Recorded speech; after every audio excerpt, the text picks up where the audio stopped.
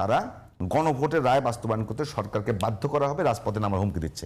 রাজপথে নামার মতো পজিশন তৈরি হয়েছে, সেটা তো দলীয় সিদ্ধান্ত। এটা আপনার মন্তব্য দরকার রাজনীতি বিশ্লেষক হিসেবে। আসতেছি সে জায়গায়। তার একটা কথা বলা হচ্ছে যে বাংলাদেশের সংসদ সার্বভৌম,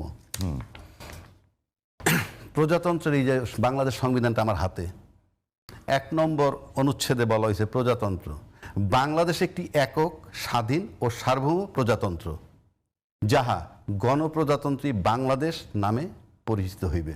বলা হয় নাই বাংলাদেশ সংবিধান বাংলাদেশ জাতীয় সংসদ নামে পরিচিত হবে। সংসদ যদি সার্বভৌম হইতো তাহলে এই কথাটা লিখত। 1 2 প্রজাতন্ত্রের সকল ক্ষমতার মালিক জনগণ, জনগণের সিদ্ধান্ত চূড়ান্ত। আর সংসদটা হইল কি, জনগণ যে রায়টা দেবে সেই রায়ের আলোকে যেটা করণীয় সেইটা সংসদ সেইভাবে করবে, করার পর সংসদ সেটাকে এক্সিকিউট করবে, সেই অনুযায়ী তার কর্তৃত্ব করবে। এই হইল সংবিধান। কাজী সার্বভৌম সংসদ নয়, গণপ্রজাতন্ত্রী বাংলাদেশ হলো সার্বভৌম। আর এখানে বলা হয়েছে জনগণ সার্বভৌম, সেটা সাথে আসছে, ওটা একে পড়ছি। প্রজাতন্ত্রের সকল ক্ষমতার মালিক জনগণ, আমি মালিক, আমরা যে সিদ্ধান্ত দিছি সেই মোতাবেক সংশোধন করবে। এইবার আসেন, সেটার প্রক্রিয়ার ভিতরে বলবে না নাকি? সেই প্রক্রিয়া ওই যে বিভিন্ন জায়গায় বিভিন্ন জন দাঁড়িয়ে বলবে। আপনি যদি আমার মতটা নেওয়ার জন্য যদি আপনি প্রক্রিয়া মেনটেন করে না আসেন, সেটা ঠিক আছে, প্রকৃত মেনটেন করে গণভোট হইল।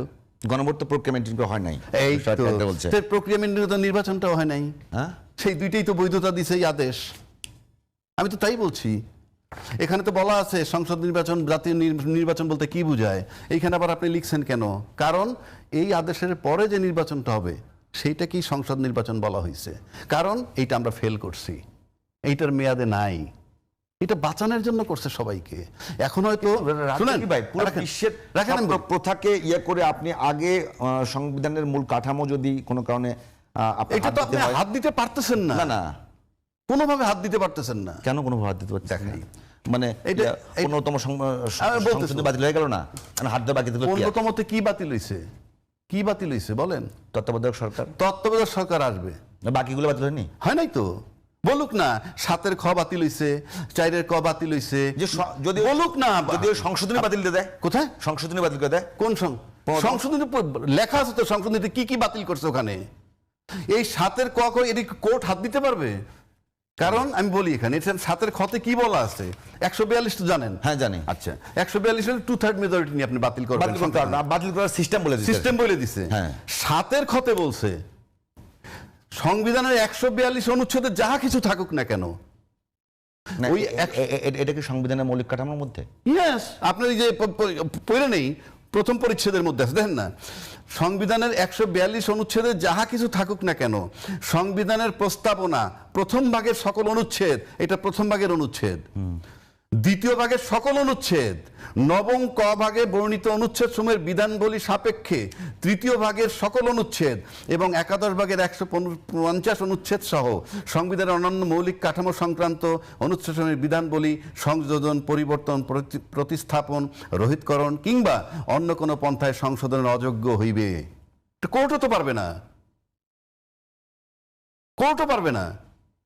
তাহলে ওই কি ওই যে জুলাই সনদ বাস্তবায়ন প্লাস গণভোট, এটা দিয়ে আমি যদি এখন আমি যদি সংশোধন করে আবার গণভোটে যাই, করে ফেলেন না, আপনি পারতেছেন না। শুনেন, আপনাকে জানার জন্য আমি ভাই আপনি পারবেন কেমনে আমি বলি পারবেন কেমনে সেটাও বলে দিচ্ছি। এই ঘরটার দরজা বন্ধ, তালা মাইরা চাবি নিয়ে গেছে একজনে, ঠিক আছে মনে করেন, কিংবা আপনার গাড়িটা লক করে চাবি নিয়ে গেছেন, চাবিটা নাই আমার কাছে, ঢোকার জন্য তো চাবি লাগবে, ঢোকার জন্য দরজার তালা লাগবে, তালার চাবি লাগবে না? এখন সেই চাবিটা দিছি এই জুলাই আদেশ, মানে এই আদেশটা জাতীয় সনদ বাস্তবায়ন করার কথা, গণভোট এবং নির্বাচন ইত্যাদি এই আদেশ দ্বারা হয়েছে। এইটা বাদে আপনি পারবেন কেমনে? আপনার কাছে চাবি নাই, তখন আপনার দুইটা ওয়ে, হয় দরজা ধাক্কা দিয়ে ভেঙে ঢুকবেন, আর যদি নিয়ম মাফিক ঢুকতেন এই নিয়ম ফলো করতে হবে। আপনি দেখেন আপনি দরজা ভেঙে ঢুকতে পারবেন, আপনি কারণ 2/3 মেজরিটি যখন আপনার হয়ে যাবে। আমি বুঝতেছি না, বিষয়টা কঠিন হয়ে যাচ্ছে। আপনি কিভাবে ঢুকবেন তাহলে? আমি তো আপনাকে দেখাইলাম সংবিধান, আপনি ঢুকতে পারবেন না, ঢুকতে হবে তো এইটা দিয়ে। এখন এইটা ছাড়া যদি ঢুকেন তাহলে তালা ভেঙে ঢুকবেন। তালা ভাঙা মানে কি? আমরা বসলাম সংসদে 2/3 মেজরিটি আছে, করে ফেললাম। বাস শেষ। করার পর আবার গণভোটে গেলাম, সেটা পরের চ্যাপ্টার, করে ফেললেন। গণভোটে সেখানে আজাদ হবে। সেটা আমি তো বললাম তো তালা ভেঙে ঢুকলেন, প্রথমেই তো বললাম তালা ভেঙে ঢুকলেন। এখন আসেন পাবলিক সেন্টিমেন্টের মূল্যটা কোথায়? এই যে আওয়ামী লীগ নিষিদ্ধকরণ উনি সাপোর্ট করে নাই, গণতান্ত্রিক কেউ সাপোর্ট করবে না, কিন্তু এইটা নিয়ে যখন কথা হইল তখন কিন্তু সবার আগে বিএনপি বলছিল যে কোনো রাজনৈতিক দলকে এভাবে নিষিদ্ধ করা পক্ষে আমরা না, অপক্ষে আমরা না। তারপরে যখন আপনি বন্ধ করলেন, আপনি কি বলছেন সেটা জানেন? আপনি রুহুল কবির রিজভী সাহেবের একটা ভাষণ পাইছেন, উনি বলছেন যে জনগণের যে সেন্টিমেন্ট, সেই সেন্টিমেন্টটা প্রশমন করার জন্য, প্রশমিত করার জন্য, অর্থাৎ এইটা যদি এখন উঠে দেয় জনগণের ক্ষোভ প্রশমন করার জন্য, ক্ষোভ অর্থাৎ এখন যদি উঠে দেয় যে না তারা করতে পারবেন রাজনৈতিক কর্ম, তাহলে সেন্টিমেন্ট তৈরি হবে তার বিরুদ্ধে। এই সেন্টিমেন্ট রিলেটস টু ইমোশন, অর্থাৎ জনগণের যে ইমোশন, সেই ইমোশনকে মূল্যায়ন করছেন। আই স্যালুট দেম যে আপনি ইমোশনের মূল্যায়ন করে এটা আপাতত বাতিল করছেন, ঠিক আছে? এটা যদি আওয়ামী লীগ কোনো দেশে হাইকোর্ট করে না করে সেটা পরের পরিস্থিতি। সেই একই ইমোশন তো জুলাই চেতনা, একই ইমোশন গণভোট, একই ইমোশন জুলাই সনদ বাস্তবায়ন। সেখানে আপনি বলছেন ইমোশন দিয়ে দেশ চলে না। আপনি তো এখানে ইমোশনকে কাজে লাগাইছেন আওয়ামী লীগ নিষিদ্ধ করার ক্ষেত্রে, তো এখানে আপনার ইমোশন কাজ করলে ওখানে করবে না কেন? এক। দুই, এতে ক্ষতিটা কি হচ্ছে? এইখানে 95-তে কি বলা আছে? বিচারক নিয়োগ। কে দিবে বিচারক নিয়োগ? রাষ্ট্রপতি। কার সাথে আলাপ কইরা? প্রধানমন্ত্রীর সাথে, প্রধানমন্ত্রী বা প্রধান বিচারপতির সাথে আলাপ কইরা। তার মানে কি? আর আপনি যদি বিচার বিভাগটা স্বাধীন করেন তাহলে এটা সুও মোটো চলতে থাকবে। অর্থাৎ আমি এখন সরকারের লোক, আমি হাঁটবো, আমার ডাইনে বাই যদি বিচারপতিও থাকে, তাকে ভাবতে হবে যে আমি তার নিয়োগকর্তা, ওই বিচারকের নিয়োগকর্তা ওনার সেপারেট সচিবালয় না। এইটা ভাবনা দেওয়ার জন্যে আমি এটা করতেছি না। আপনি এই অধ্যাদেশ মানলে সমস্যাটা কোথায়? আচ্ছা, এই সমস্যাটা কোথায়? আপনার টাইম শেষ। এইবার আসেন স্যার, 1 মিনিট, এই ব্যাংকেরটা বলে দিই। ব্যাংকের আপনি যত ব্যাংক বন্ধ হয়েছে কিংবা গ্রাহকরা টাকা পাচ্ছে না, বহু ব্যাংক আমরা জানি, আবার শেয়ার বাজারে যে টাকা নিছে চলে গেছেন অনেক টাকা, বহু ব্যাংক কেলেঙ্কারি জানি। এখন আমরা ব্যাংকটা যে রেস্টোর করতেছি যে সমস্ত ওয়েতে, আপনি বলেন যে কোনো ব্যাংক দেউলিয়া হোক, কলাপস হয়ে যাক, আপনি লিস্ট করে বাইর করেন গত 55 বছরের প্রতিষ্ঠিত রাজনীতিবিদের অর্থ আপনি নিশ্চয়ই বুঝছেন। হয় সেই ইউনিয়ন চেয়ারম্যান হবে আপ টু মন্ত্রী এমপি পর্যন্ত, এদের কাউকে কোথাও কাঁদতে দেখছেন, শুনছেন তার কোনো টাকা মাইর গেছে ব্যাংকের কিংবা ইত্যাদি ইত্যাদি? সাফার করি আমরা, শুধু এতে কিছু আসে যায় না। ব্যাংক রেস্টোর করুক, যা খুশি তাই হোক, কাঁদবে কিন্তু সাধারণ গ্রাহকরা। যদি টাকা ডাবল করে ফেরত হবে আপনাদের। আপনি লিখেন না কাগজে ডাবল দিবেন, আপনি এখন এই অধ্যাদেশটাকেই অ্যাপ্রুভাল দিতে পারেন না, যেটা প্রতি ক্ষণে আপনার অ্যামেন্ডমেন্ট করার সুযোগ আছে, 2/3 মেজরিটি আছে। জারি করেছে ওই সময় তো সংসদ ছিল না, তাই তো?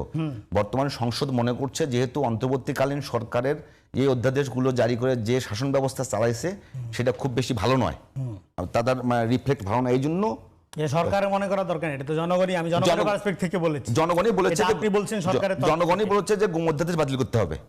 গুম অধ্যাদেশ বাতিল হয়ে গেছে। কি হয়েছে? গুম অধ্যাদেশ, গুমের আইন আপনি করছেন 10 বছরের। বিএনপি চাচ্ছে আইন হবে, এটা সর্বোচ্চ শাস্তি হবে, এবং এই আইনের সাথে আর অন্যান্য যে এটা গুমের বিচার, একই সাথে আইসিটি, একই সাথে স্বরাষ্ট্র মন্ত্রণালয়, 4-5টা জিনিস মিলানো, এটা ঠিক করতে হবে না? এই যে ন্যারেটিভ তৈরি করা হচ্ছে যে বাতিল হয়ে গেছে, শোনেন, ধরেন খুব ভালো ভালো আইন আছে এখানে, হ্যাঁ, অনেক ভালো ভালো আইন, কিন্তু কোন নির্বাচিত পার্লামেন্ট, কোন খণ্ডকালীন, যেটাকে অধ্যাদেশ বলা হয়, মানতে বাধ্য না, পালন করতে বাধ্য না। কিন্তু জনস্বার্থে যেগুলো দরকার চাইলে গ্রহণ করতে পারে, চাইলে সবই বাদ দিয়ে দিতে পারে। ফলে অধ্যাদেশ বাদ দেওয়াকে কেন্দ্র করে এখন যে ন্যারেটিভ তৈরি করা হচ্ছে, বয়ানের রাজনীতি করা হচ্ছে, এইটার মধ্যে এই রাজনীতি গেম ওভার, এটা শেষ, এটা ক্লোজ। আচ্ছা, এই গেম এখন নতুন আলাপ যেটা হলো, হ্যাঁ, বিএনপির সমস্যা কোথায়? গুড গভর্নেন্সে। বিএনপি সমস্যা কোথায়? তেলের সংকটে। বিএনপি সমস্যা কোথায়? হামের বাচ্চারা মারা যাচ্ছে। এগুলো প্র্যাকটিক্যালি এগুলো বিএনপির সমস্যা, এই সরকারের সমস্যা। আমি বলছি সরকারের চ্যালেঞ্জ এগুলো, কিন্তু আপনারা যে জায়গায় চ্যালেঞ্জ আজকে অলরেডি এই প্রবলেম সলভ, এই প্রবলেম সলভ অনেকগুলো কারণে। বারবার এই আলাপটা নিয়ে আসা হচ্ছে। এই আলাপটা কেন নিয়ে আসা হচ্ছে? যাতে করে রিয়েল প্রবলেম যে জায়গায়, যেখানে সরকারের ফোকাস, আপনার সঙ্গে আপনি যেভাবে বলছেন, আপনার এটা আপনার মত। জি, অবশ্যই আমার মত।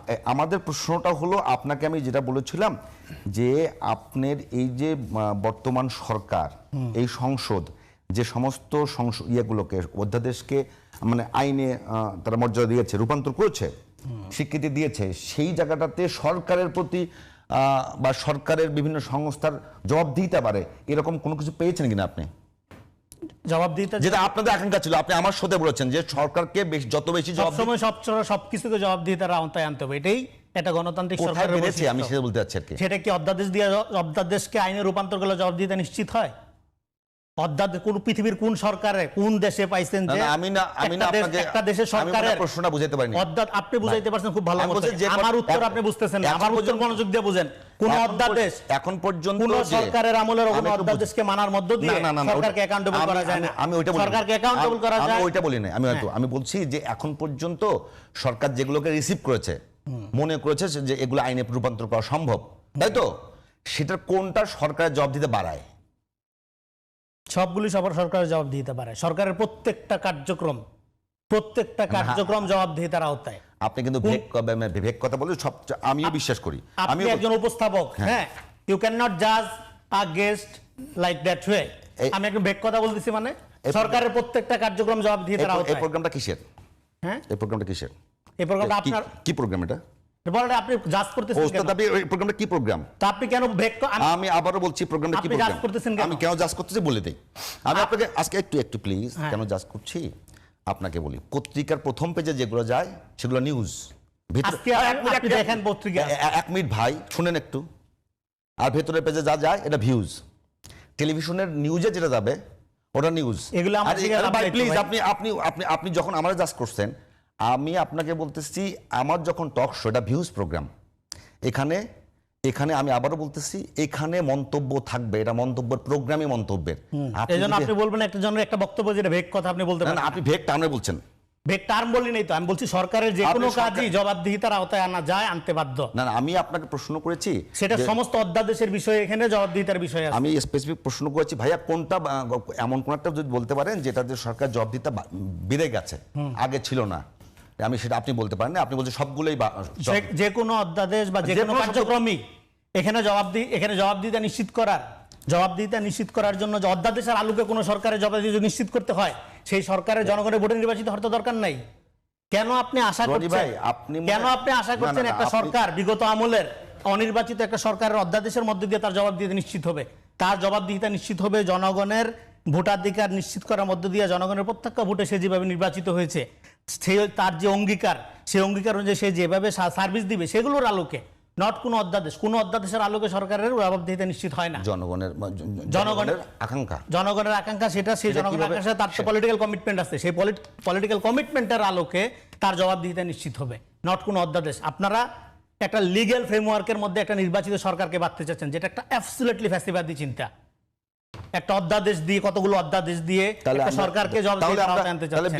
তাহলে আমরা সবাবকে জবাব দেওয়ার মিডিয়াতে আপনারা প্রশ্ন করবেন, সরকারের প্রত্যেকটা কার্যক্রম নিয়ে আপনারা সমালোচনা করবেন, জবাবদিহিতা আওতা আনা লিগ্যালি।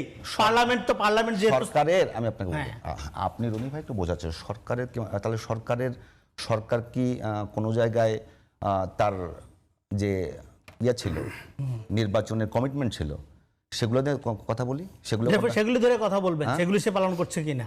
কিন্তু কোন অধ্যাদেশ দিয়ে সংবিধান সংস্কার করতে চেয়েছে সরকার, করবে, ঘোষণা দিয়েছে তো, স্পষ্ট ঘোষণা। কিভাবে করবে? আপনি আজকে স্বরাষ্ট্রমন্ত্রী, আইনমন্ত্রী এবং চিফ হুইপের সংবাদ সম্মেলনটা আপনি শুনেন। আজকে লিডিং সংবিধান সংস্কার সরকার কিভাবে করবে? সরকার কিভাবে করবে? রূপরেখা দেয় নাই, আপনি ভালো বোঝেন, কিভাবে করবে? সংসদের মাধ্যমে করবে। সংসদ সেই ম্যান্ডেট দিচ্ছে। সংসদের মাধ্যমে করা যায়? কার মাধ্যমে? ওই ইয়াই তো বলছে। কার মাধ্যমে করা? আপনার মানে স্বরাষ্ট্রমন্ত্রী তো বলছে যে সংবিধান এই সংসদ সংস্কার করতে পারে না। কি পারে? উনি নিজে বক্তব্য বলছে সংবিধান। উনি এটাও বলছে যে আপনারা সংস্কার বলেন, সংশোধন বলেন, এগুলি শব্দের মারপেসের মধ্যে না থেকে সংবিধান সংশোধনের মধ্য দিয়ে সংস্কারের দিকে যাবে। এটা বলে নাই? এটা শোনেন নাই? এটাও তো বলছে। তার মানে আপনারা বলতে চাচ্ছেন যে সংস্কার যেটা সংশোধনী, ওটাই সংস্কার।